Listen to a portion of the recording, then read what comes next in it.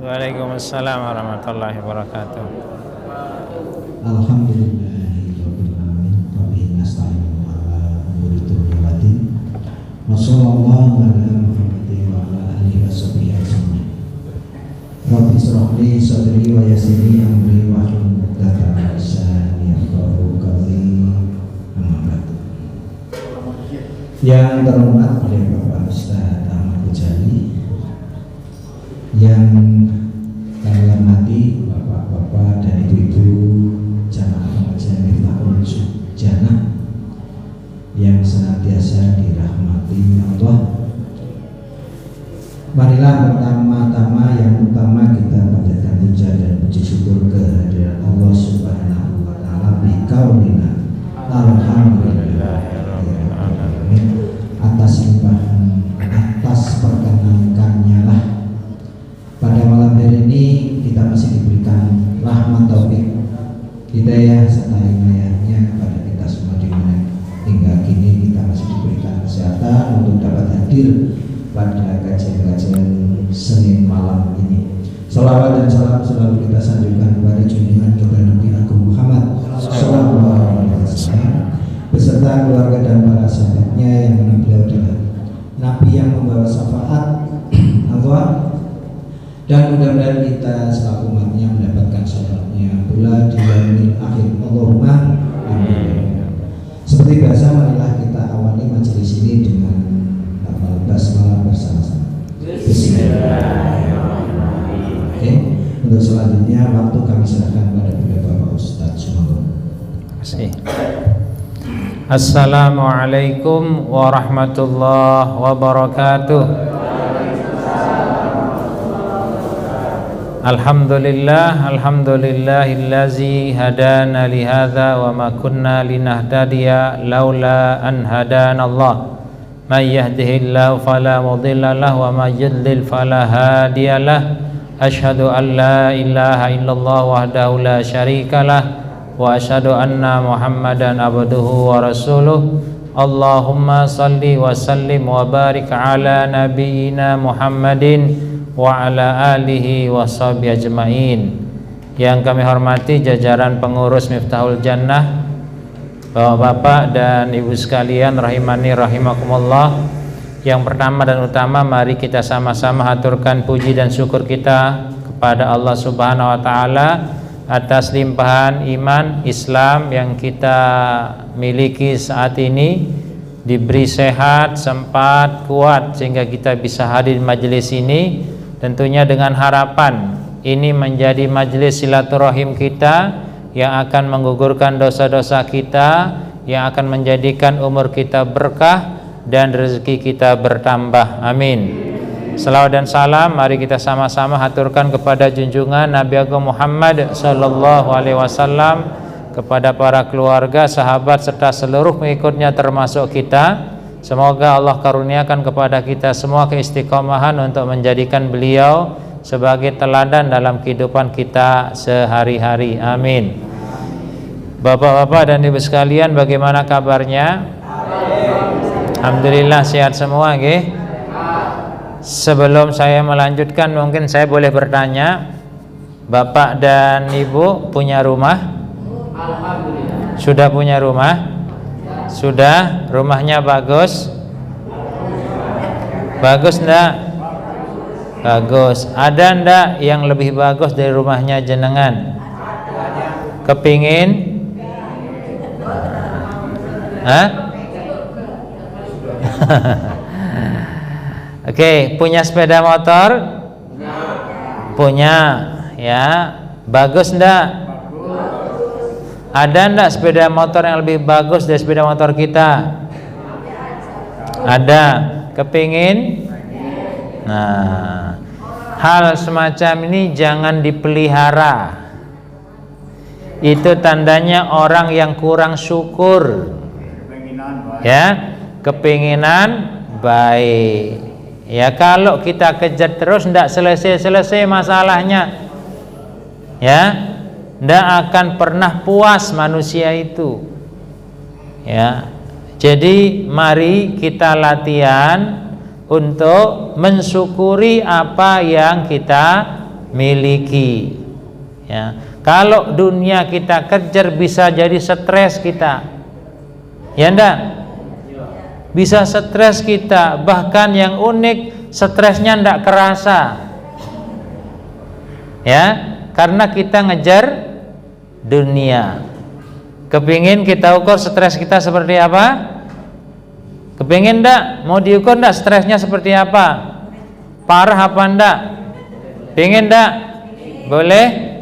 Oke, ikuti saya. 1H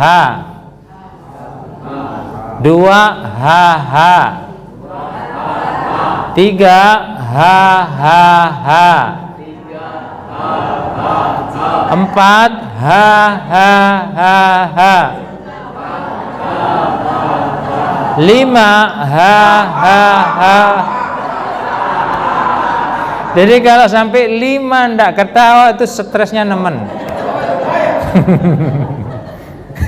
Saya 1 aja sudah ketawa kok. Ini sampai 5 hanya kok ora ketawa, stresnya nemen. Segera berobat. Iya, ke PKU berarti. Kebangetan. Makanya nanti cek kita stres ndak, nanti di cermin. Orang guyu, orang guyu,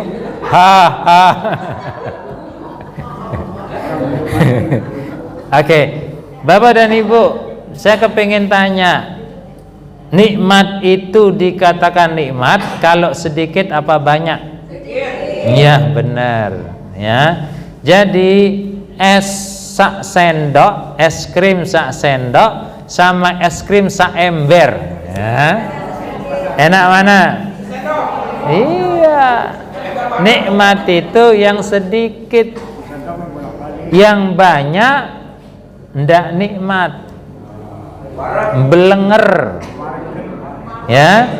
Maka kenapa Rasul ketika diperintah ngajarin makan gitu ya, apa kata Rasul? Kamu makan sebelum lapar, berhenti sebelum kenyang. Agar apa? Agar mendapatkan kenikmatan. Paham nggih? Jadi yang namanya nikmat itu yang sedikit, bukan yang banyak. Ya, keakehan dan boseni. Ya, coba bapak, istri itu yang sedikit apa yang banyak yang menenangkan? Yang menenangkan yang sedikit apa yang banyak? Yang sedikit. Kalau double, bukan mumet orang wani,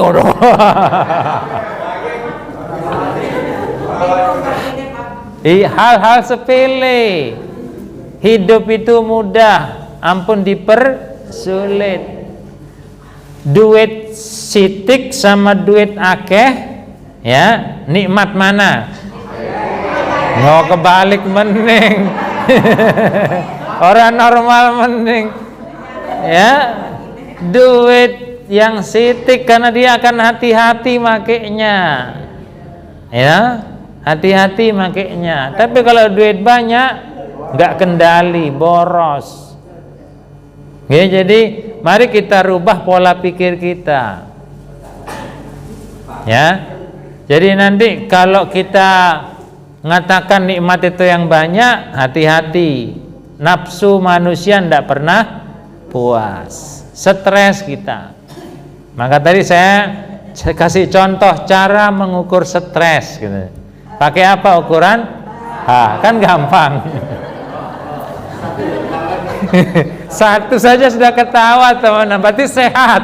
Tapi kalau 5 kali orang guyu, wah, stres temenan. Siap? Aku jadi ketawa sendiri. Oke, kita sekarang belajar ya tentang Maulid. Rabiul Awal itu adalah bulan yang tersohor kalau orang Jawa atau orang Indonesia secara umum. Ya, Rabiul Awal disebut juga apa? Mulut. Sama apa beda Maulud sama Rabiul Awal? Hah? Sama apa beda? Sama. Kenapa sama? Karena ndak beda. Jangan bingung-bingung. Kenapa sama? Karena ndak beda. Kenapa ndak beda? Hidup itu mudah. Oke, hidup itu ampun dipersulit. Jangan maksa. Ya. Oke. Biasanya kalau di Kemukus itu mulai tanggal 1 sampai tanggal 12 itu biasanya baca berzanjen. Kalau di Gombong enggak ada ya? Enggak, sudah hilang. Kemana hilangnya? Pergi ke desa-desa ya. Saya kemarin itu diundang untuk ngisi pengajian muslimatan. Diundang untuk ngisi pengajian muslimatan. Ya tak omong ya, salahnya berzanjen itu di sini. Tak tunjukkan biar dia ngerti gitu loh. Biar dia ngerti. Jadi berzanjen itu isinya kisah-kisah perjalanan hidupnya Rasul. Ya, tapi disusun dalam bentuk puisi, dalam bentuk prosa, dalam bentuk sajak.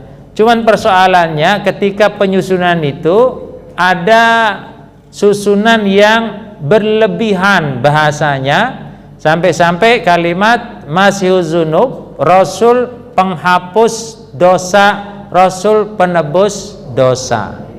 Padahal iya, yang menghapus dosa itu siapa? Allah. Kenapa ajaran Kristen tidak boleh? Tadi karena dianggap penebus dosa. Yang memaafkan, yang menghapus dosa adalah Allah Subhanahu wa taala. Itu salah satu. Yang kedua, selama ini ya, orang baca berzanjen, baca selawat ya, itu diyakini oleh mereka sebagai bentuk cintanya kepada Rasulullah. Ya. Cuman kan persoalannya apakah cukup dengan membaca salawat? Gitu ya. Coba ibu-ibu dulu sebelum menikah ya, kalau namanya disebut oleh calonnya senang apa enggak? Setelah disebut namanya oleh calonnya jadi kenyang? Enggak, Mbak. Masih kencot. Maka cinta ya harus dibuktikan, gitu loh. Ya, enggak cukup I love you full. Kudu kerja. Enggak ada bukti. Sama ketika dia baca berzanjen, kok meneng baik, orang tahu sholat sunat, orang tahu jamaah, orang tahu ngaji, ya tetap tidak dianggap sebagai umatnya Rasul. Maka kalau memang dia cinta Rasul, ya senang kepada Rasul, maka sholawat itu harus diikuti dengan amalan-amalan yang diajarkan oleh Rasul Shallallahu Alaihi Wasallam. Nah, itu yang harus kita pahami.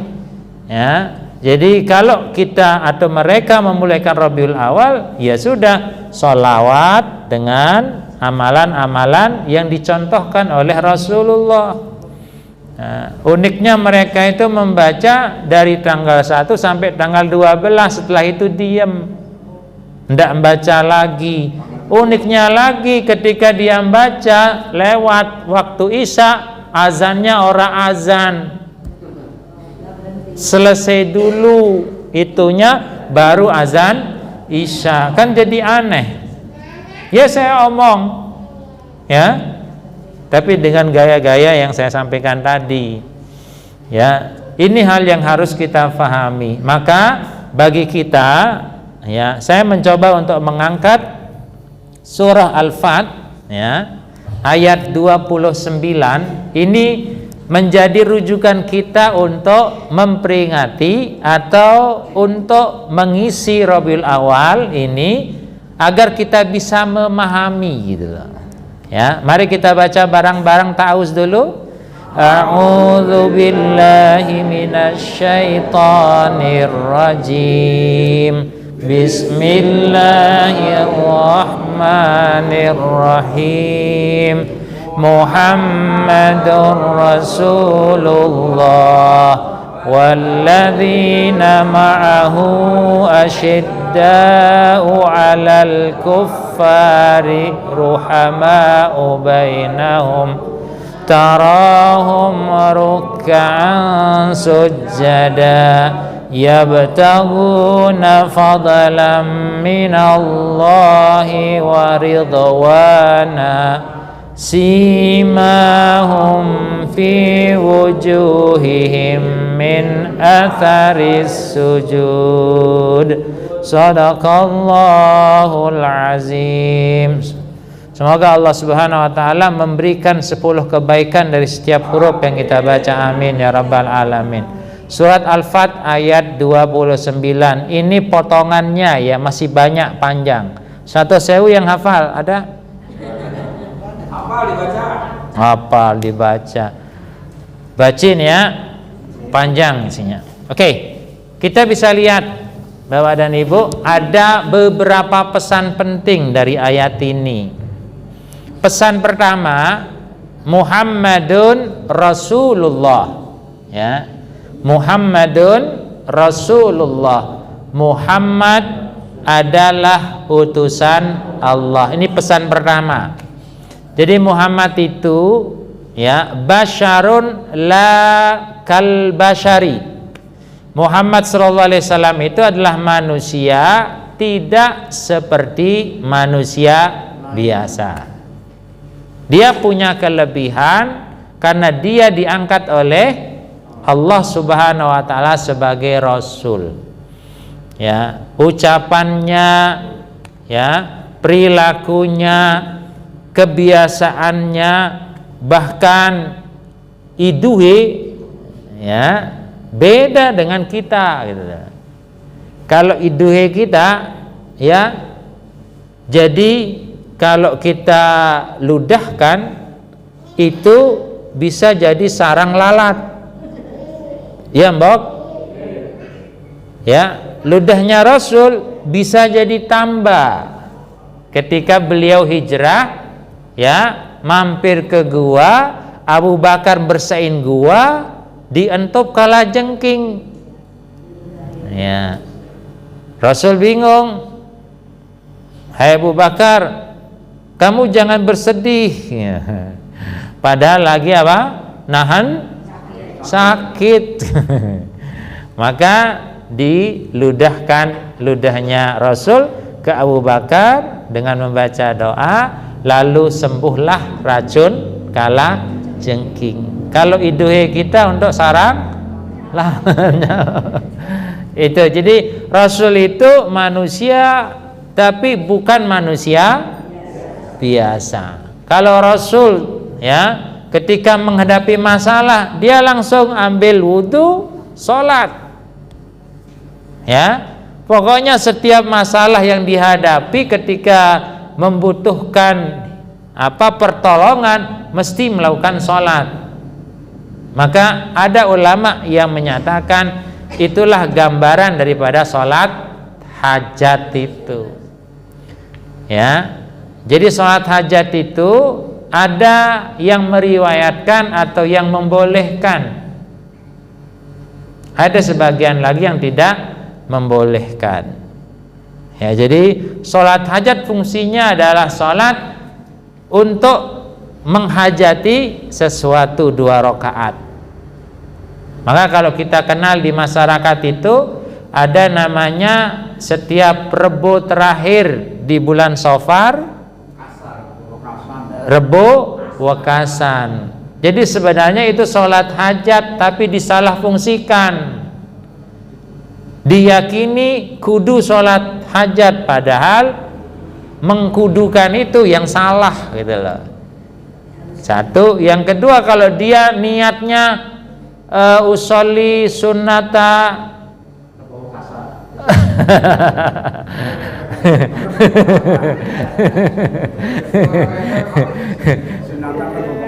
Rebu kasar, saya tidak pernah, saya tidak tahu. Tapi kalau sholli sunnatul hajat, salahnya itu dia jadikan itu kudu di hari Rebo terakhir gitu loh. Nah, ini hal-hal yang harus kita luruskan. Jadi kembali, Muhammad adalah utusan Allah. Sehingga apapun yang beliau sampaikan, yang beliau contohkan, diketahui oleh Allah, dibimbing oleh Allah.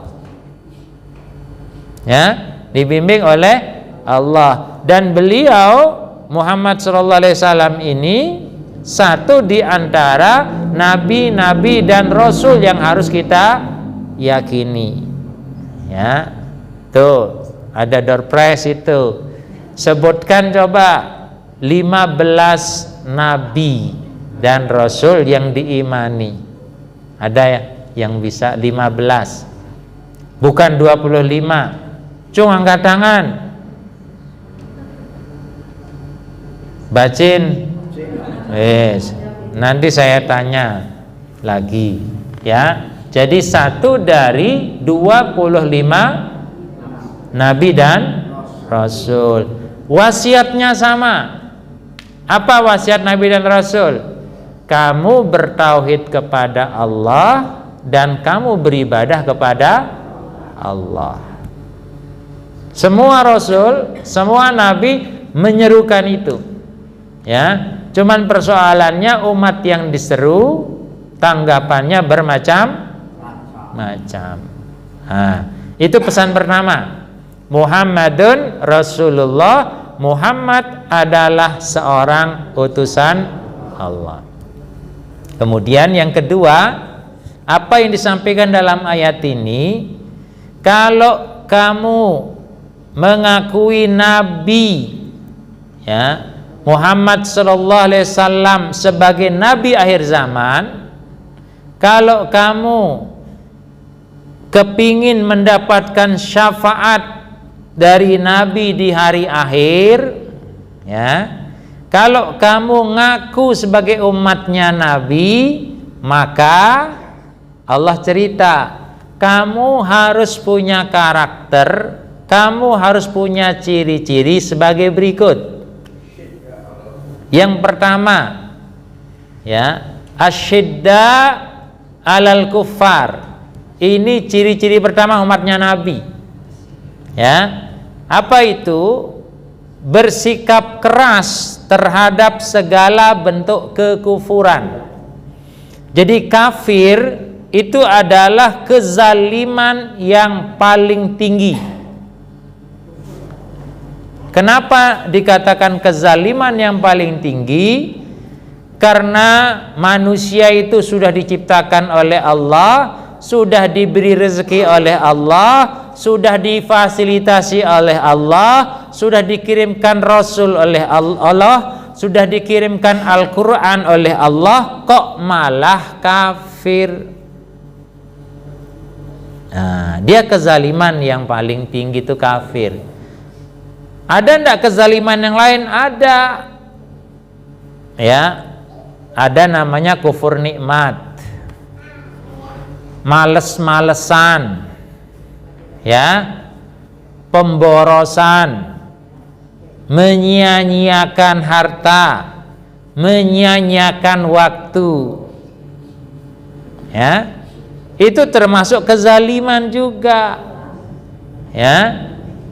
Termasuk bapak-bapak dan ibu-ibu yang suka nonton sinetron. Nah, itu waktu sia-sia enggak? Sia-sia. Ya. Jadi nonton sinetron itu ya, ceritanya bohong apa benar sih itu? Bohong. Sudah ngerti bohong ditonton, berseri mending. Hafal mending. Kan jadi aneh. Ya.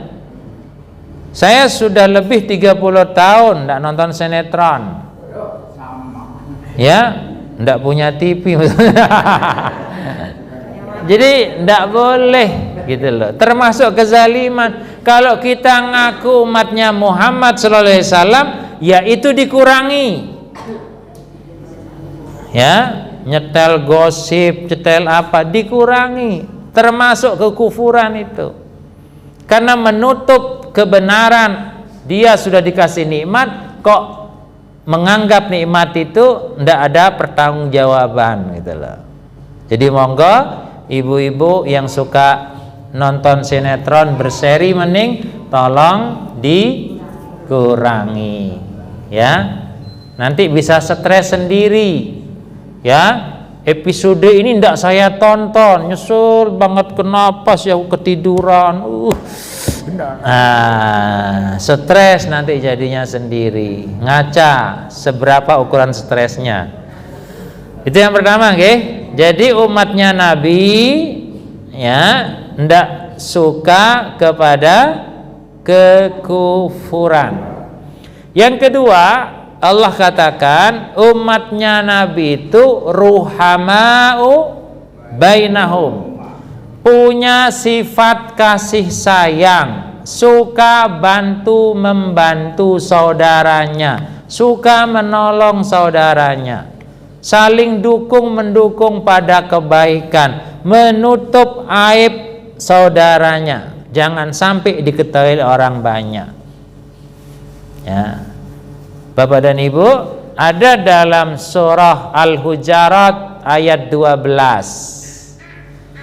Allah Subhanahu wa taala sampaikan, ya ayyuhallazina amanu ijtanibu katsiran minaz-zan.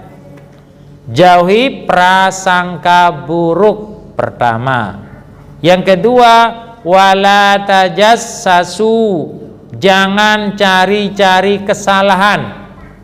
Yang ketiga, wala yaktab, jangan ghibah ngomongin orang lain walaupun yang diomongin benar. Itu semua boleh kalau dalam rangka dakwah, tapi kalau dalam rangka bukan dakwah dilarang. Contoh realnya apa? Saya pengen tanya nih Bapak dan Ibu, punya tetangga yang selama ini ora tahu ngenggo klambi anyar, ora tahu ngenggo kudung anyar, lewat di depan kita. Nah, boleh ndak? Ndak boleh. Itu sudah zon namanya. Sudah apa? Zon. Sudah berprasangka buruk. Cash apa kredit, kan saya kredit itu. Ya ndak? Jadi kurangi dehemnya. Karena itu sudah zon. Berprasangka buruk. Ganti dengan ucapan alhamdulillah, aku senang ya jenengan nganggo kelambi anyar, kudung anyar kayak gitu, bukan didehemi. Ya. Ya, lagi ini ibu-ibu yang suka nih kalau ke warung terus ada yang ngomong, pulang tuh gini, terus disambut apa? Apa iya? Ya, oh pantesan gitu loh. Oh jebule. Boleh ndak itu? Ndak, namanya tajassus. Kesalahan orang lain. Iya, kalau sudah apa iya kan mesti kenapa sih? Nah, kan sudah mencari gini, ndak boleh itu. Itu yang akan merusak ruhama bainahum. Ya. Maka penting kita sadari Islam itu tidak membutuhkan orang baik, tetapi orang yang mau berbuat baik. Kira-kira yang dehem itu orang baik enggak? Orang baik tapi melanggar apa yang dia ketahui. Yang kita butuhkan itu adalah orang yang mau berbuat baik, karena amalan itu yang akan dilihat. Paham ya? Ya. Jadi selama orang itu berbuat baik, didukung oleh Quran dan Sunnah, benderanya apapun, ya, partainya apapun, selama yang dilakukan itu tidak melanggar Quran dan Sunnah, malah diperintah oleh Quran dan Sunnah, ya sudah, ayo kita dukung. Saya di Kemukus seperti itu, ya. Maka mereka menerima, walaupun saya orang Muhammadiyah, mereka tahu, ya, selama itu kebaikan, ya ayo didukung, mau benderanya apapun. Jadi ruhama bainahum. Siap ibu-ibu? Ngurangi apa? Dehem sama apa ya? Kalau kita ngaku umatnya Rasul, ya. Tuh. Yang kedua itu ya. Yang pertama tadi tidak atau tidak suka kepada yang sia-sia, kezaliman dan seterusnya. Yang kedua punya sifat kasih sayang. Yang ketiga tarahum ruk'an sujada. Jadi mereka, kata Allah, terlihat, ya, ruku dan sujud. Ya, ini maknanya adalah peribadatan mereka, ibadah mereka. Jadi umatnya Nabi itu adalah orang yang ibadahnya itu diperhatikan betul. Nah, di sini lambangnya apa? Sholat. Kenapa lambangnya sholat? Karena sholat itu yang pertama kali akan dihisab. Ya, maka dulu saya pernah sampaikan, ya, idealnya kekhawatiran itu seimbanglah. Kekhawatiran terlambat kerja sama kekhawatiran sholat itu idealnya lebih khawatir mana? Sholat. Karena itu pokok. Sholat itu adalah tiangnya agama. Ya. Kenapa sedemikian rupa Allah jadikan sholat sebagai tiang agama? Karena orang kalau sholat kudu wudhu dulu. Ya enggak? Coba bapak dan ibu, kalau bapak dan ibu berwudhu, apa yang bapak ibu lakukan? Saya yakin yang kita lakukan selama ini hanya keceplak, keceplok. Ya enggak? Padahal wudhu itu bapak dan ibu pembelajaran syukur dan taubat.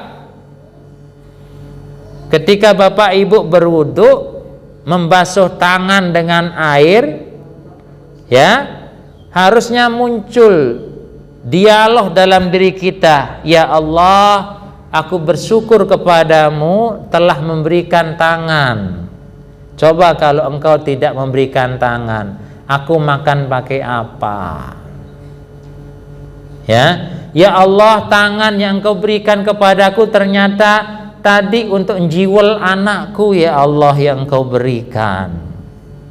Ya Allah, dengan tangan ini aku tadi nyicipin, ya, makanan di warung A, tapi ora tuku. Nah, gugur dosa-dosa kita.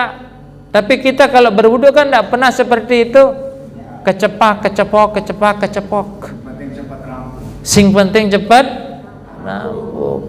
Ketika membasuh muka, ya Allah, terima kasih ya Allah, engkau telah memberikan muka untukku. Coba kalau saya tidak punya muka. Coba. Ya, coba bapak dan ibu jujur, dapat satu hadiah. Siapa yang tadi pagi bangun tidur bersyukur kepada Allah, ya Allah, alhamdulillah engkau telah berikan kepadaku mata yang bisa berkedap-kedip.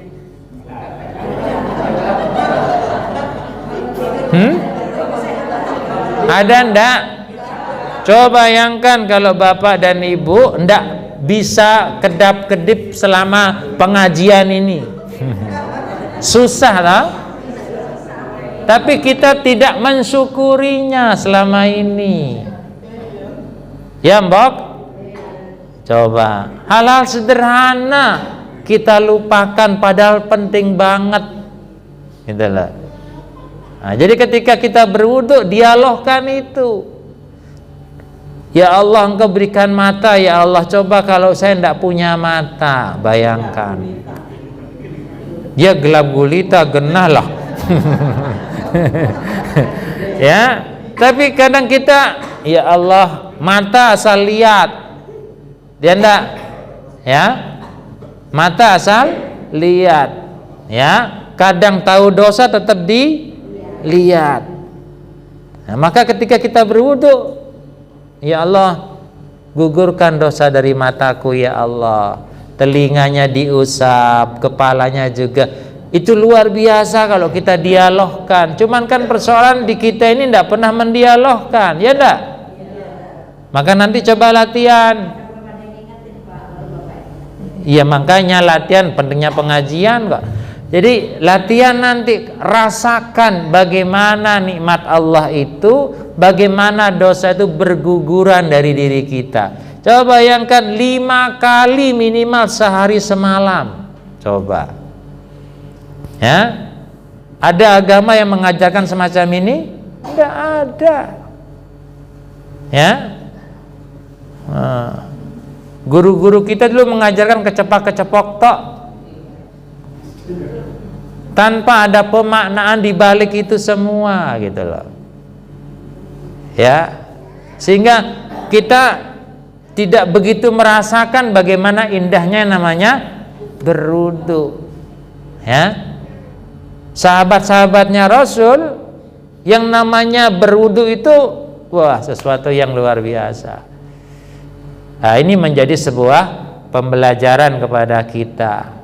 Jadi Allah sampaikan tarahum ruk'an sujada. Kalau ngaku umatnya Nabi, ya jaga ibadahmu itu. Tingkatkan kualitas ibadahmu. Ya, tambah mana yang belum kamu lakukan. Itu namanya umatnya Nabi. Ndak dari itu ke itu. Ya, kalau kita diberi kesempatan untuk bisa sholat rawatib. Bisa diberi kesempatan untuk tahajud, ya tahajud. Nih, itu penting kalau kita mau mengikuti Rasul Shallallahu Alaihi Wasallam. Itu yang ketiga. Yang keempat, yabtaguna fadlan minallahi wa ridwana. Ya. Mereka umatnya Nabi itu semangat mencari fadilah, semangat mencari keutamaan dan kerelaan Allah Subhanahu wa taala atas apa yang dia lakukan. Jadi Islam tidak suka pada hal yang malas-malesan. Tidak suka pada orang yang tidak mau usaha, gitu loh. Maka saya kemarin di beberapa tempat saya sarankan hendaknya takmir masjid, takmir mushola itu ada bagian pemberdayaan jamaah, ya, agar jamaah-jamaah sudah rajin tidak direpotkan dengan hal-hal yang dapat mengganggu, ya, kedisiplinan dalam sholat berjamaah. Ya, ini. Jadi semangatnya pengikut Nabi itu adalah bekerja, berikhtiar, berusaha dengan penuh kesungguhan. Ya, walaupun sudah berumur, tetap kita berusaha. Ya, tapi usaha yang kita lakukan, ya, tidak sebatas usaha duniawi, tapi juga usaha-usaha yang sifatnya ukhrawi. Nah, kita selama ini kan berat dunianya ketimbang akhiratnya. Ya. Kita berapa lama tinggal di dunia? Paling 60 sampai 70 tahun, 80 tahun. Di dunia kita siapkan rumah, ya enggak? Rumahnya diperbagus enggak? Dikasih hiasan enggak? Itu dunia, rumahnya kita akan tinggal. Kita akan tinggalkan, Bob. Bagaimana dengan akhirat yang masa waktunya lebih dari 80 tahun? Sudah apa belum kita buatkan rumah? Sudah apa belum kita hiasi rumahnya? Sudah apa belum kita siapkan perabot-perabotnya? Tidak pernah kita mikir ke arah sana. Ya. Padahal yang namanya mati itu nomor cabut, bukan nomor urut. Kalau nomor urut, aku sesuai, yes. Dia itu nomor cabut. Siapa juga? Iya, yang cabut malaikat atas perintah Allah. Ya. Jadi mari kita perhatikan bahwa hidup di dunia itu sebentar, hidup di akhirat itu jangka panjang, lama. Maka persiapkan rumahnya. Ya. Nah, ini menjadi sebuah pembelajaran. Jadi semangat, walaupun kita sudah berumur, tetap harus semangat mencari keutamaan-keutamaan Allah itu. Nah, itu yang keempat. Ya. Yang kelima, simahum fi wujuhim min atharis sujud. Ya. Di wajahnya ada tanda, ya, bekas sujud. Ini difahami secara terlak, batuki ireng. Ya, padahal batuki ireng bisa dibuat enggak? Bisa. Maka perlu mungkin difahami, ini semacam isyarat tentang kehidupan orang yang rajin sujud. Disebutkan wujuh karena orang itu, ya, hidup karena dia punya wajah. Kalau tidak punya wajah, ya ora urip. Maka difahami umatnya Nabi itu adalah umat yang selalu tawadhu, rendah hati apa rendah diri? Rendah hati. Dia tidak sombong, dia menebar kedamaian. Itu ciri umatnya Nabi. Kemanapun dia pergi, dia merasa aman, orang lain merasa aman. Nah, sudahkah kita seperti itu? Ini menjadi persoalan di kita, gitu loh. Sujud adalah aktivitas yang mulia, ya. Jadi kemuliaan itu ada pada sujudnya seseorang. Jadi kalau kita kepingin mulia, perbanyak sujud kita kepada Allah. Maka ketika orang tua kita dulu kalau mau sungkem, ya, jalannya dodok, ya, lalu dia bersujud kepada orang tua. Nah, karena sujud itu adalah, ya, waktu, ya, kondisi yang paling mulia. Ya, maka digambarkan di sini umatnya Nabi Muhammad SAW itu dia harus punya sikap tawadhu, rendah hati, menebar kedamaian, ya, membuat orang bahagia kalau dia ketemu.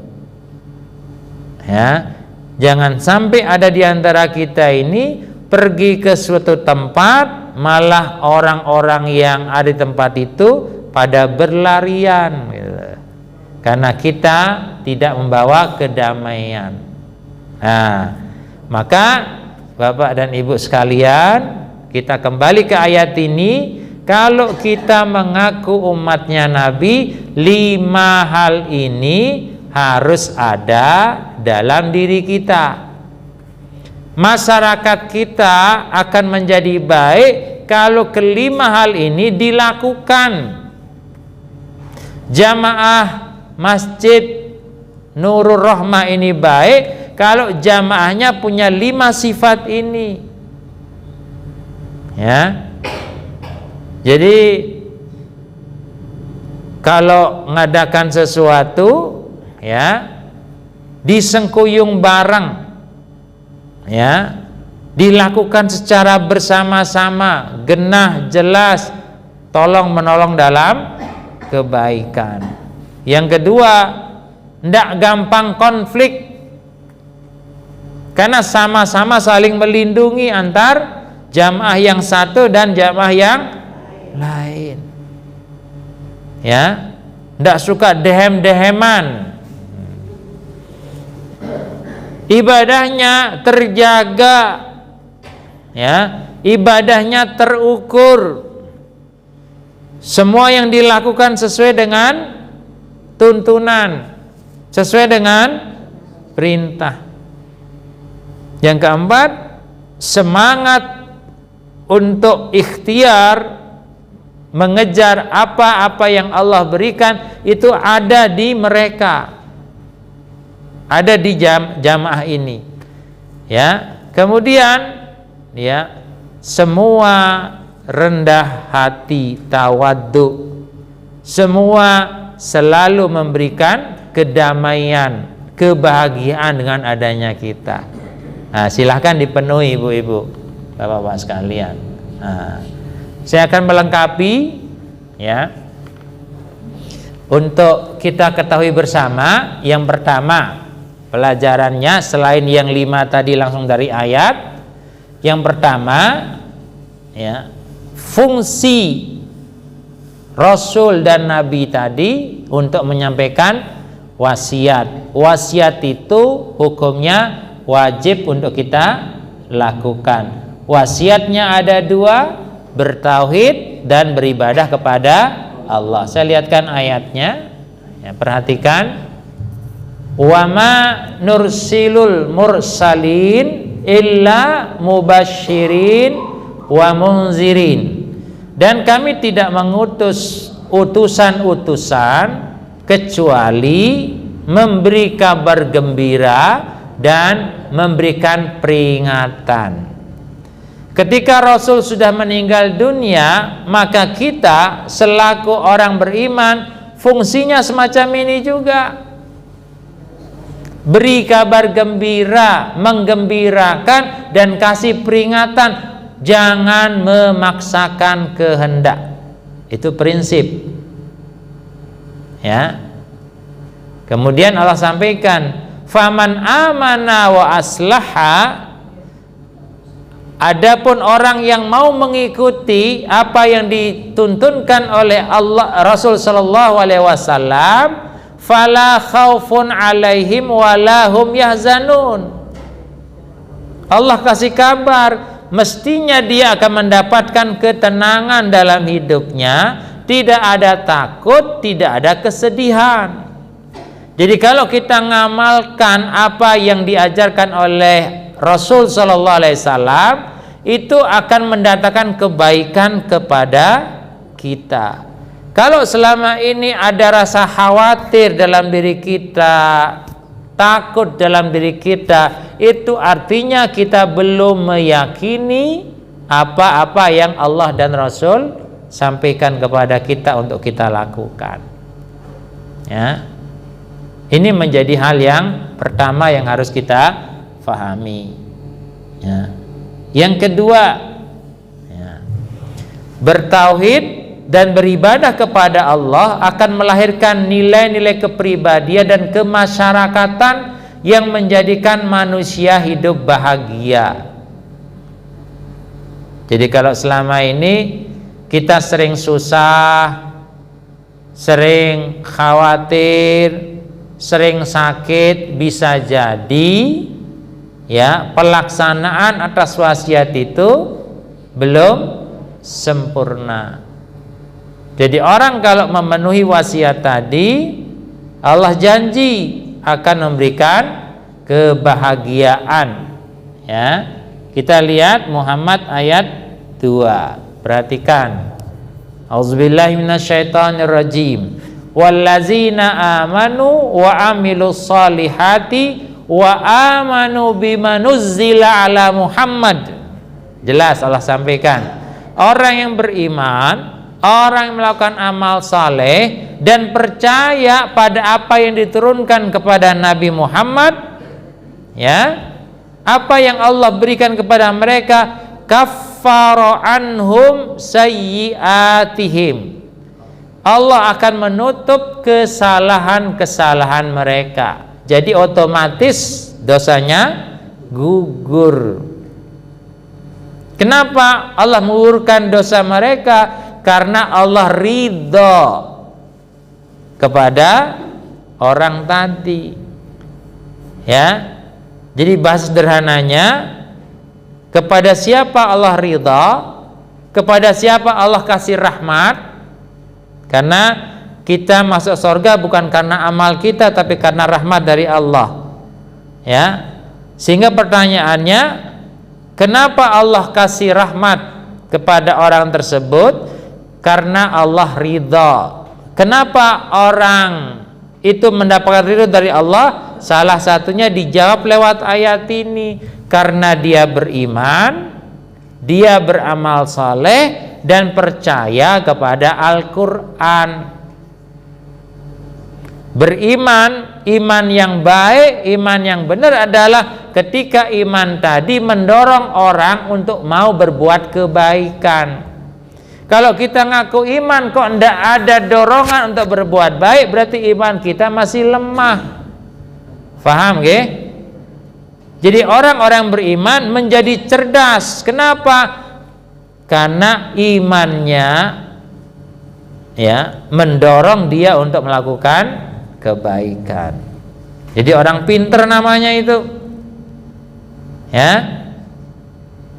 Jadi orang beriman dikatakan imannya baik kalau imannya ini mendorong dia untuk melakukan kebaikan. Misalkan begini, ya, ada gempa Maroko misalkan. Gempa Maroko itu meninggal berapa itu? 2000 lebih. Berapa? 3000 lebih. Ada gerakan gempa Maroko di masing-masing masjid, masing-masing ranting. Ya, ada kotak lewat.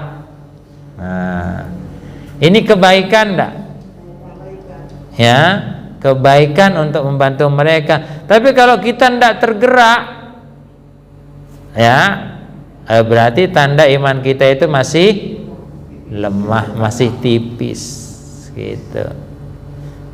Jadi iman yang baik adalah iman yang mendorong orang untuk berbuat kebaikan, amal soleh.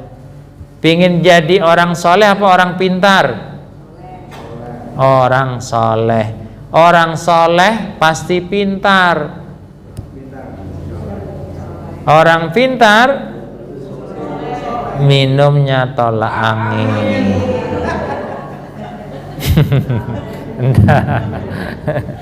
Ya, nah itu.